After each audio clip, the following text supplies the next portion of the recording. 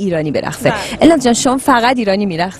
ایرانی و عربی و تو دیسکای سوئدی هم با آهنگای سوئدی بازم میرقصم. فرق نمیکنه. خارجی هم میرقصم. تقریبا. ولی امروز ترجیح دادی که برای ما روی سن رقص ایرانی رو اجرا کنی.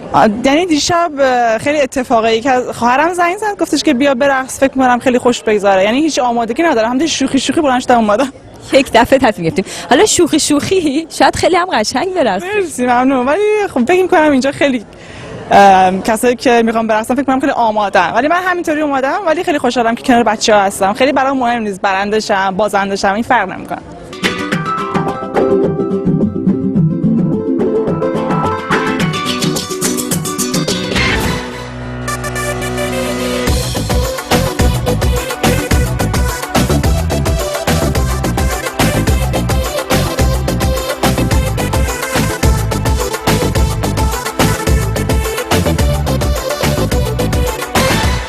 تو که خوشگل و شهره عالمی تو که حس قشنگ عالمی من و عشق تو با این آرزو تو که معجزه بخش عالمی واسه ما بذار خندت خل کنه، بذار دل واسه عشقت خل کنه که دلم به خیالت پرپره، به امید و هوس سر میبره گلی خوشگلی، گلی دلبری، گلی از همه زیباتری، گلی واسه من، گلی واسه عشق، گلی از همه مغروتری، گلی خوشگلی، گلی دلبری، گلی از همه زیباتری، گلی واسه من، گلی واسه عشق، از همه مغروتری.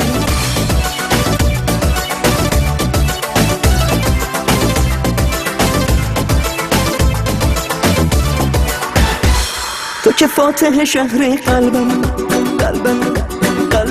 تو که مرهم زخم و دردمی نرو از بر من تا دوره تو که سرخی رنگ زردمی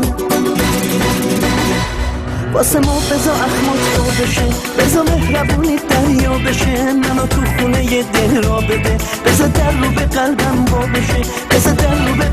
با بشه گلی خوشگلی، گلی دلبری، گلی از همه زیباتری، گلی واسه من، گلی واسه عشق، گلی از همه مغروتری، گلی خوشگلی، گلی دلبری، گلی از همه زیباتری، گلی واسه من، گلی واسه عشق، از همه مغروتری.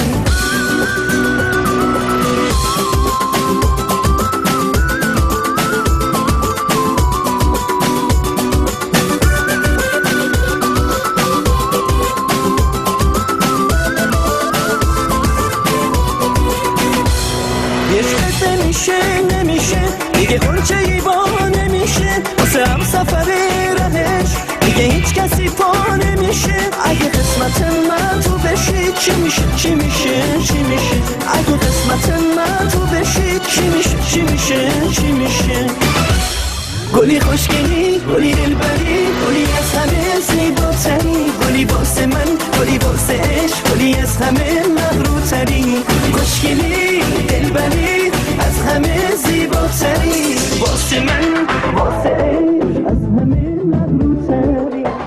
مرسی به افتخارشون. الهام جان آهنگ تو خودت انتخاب کرده بودی؟